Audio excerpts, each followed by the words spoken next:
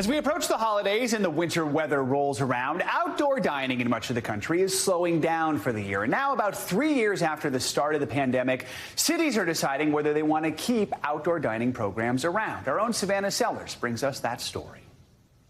It's Saturday brunch. On this Manhattan block, no cars at all. Diners at Essex Restaurant are pouring into the sidewalk and the street. I think these little setups are great. It's nice to have like the heater, a little bit of coverage. But the days of sipping mimosas outside might now be over for some, as pandemic outdoor dining programs end and cities decide what to do next. At the start of the pandemic, outdoor dining was the life jacket that kept restaurants afloat. When outdoor dining came around, that was a godsend. It allowed us to reopen. It allowed us to hire back our employees, our front of the house staff. Restaurants were cobbling together structures, with some getting inventive.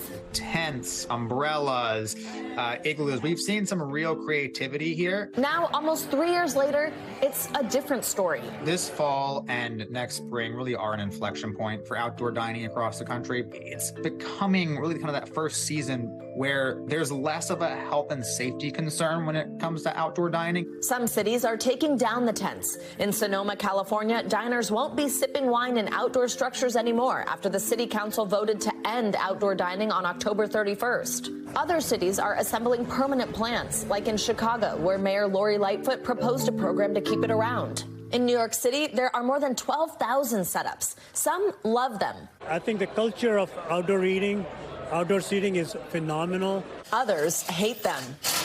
We're suffering rats, roaches, noise. DM Boyd sued the city alongside other New Yorkers, hoping the city would shed the sheds. Some are now abandoned. You have junkies nodding out in the sheds. You have homeless people living in the sheds. This is just ungovernable. Mayor Eric Adams even helped tear one down.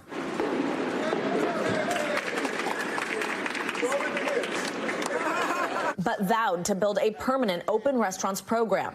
Outdoor dining is here to stay. NYC's Department of Transportation and City Council are now working on legislation, with a DOT spokesperson telling NBC open restaurants helped save the industry during the height of the pandemic. A new report found that restaurants and bars on New York City's car-free open streets strongly outperform those on nearby control streets that maintain vehicular traffic. Outdoor dining structures might not work on every street. It makes sense to go city by city, neighborhood by neighborhood, and say, what makes the most sense here? But for diners on this New York block, it's a breath of fresh air. There's a lot of problems with depression in our society.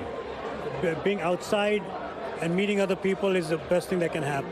Not a necessity, but a choice. I think now people are dining outdoors because they want to be outdoors. I think back during the pandemic, they had to be outdoors. Our thanks to Savannah for that report. Here in New York, a Department of Transportation spokesperson said that it's currently working with the City Council on legislation to finalize the program. Thanks for watching our YouTube channel. Follow today's top stories and breaking news by downloading the NBC News app.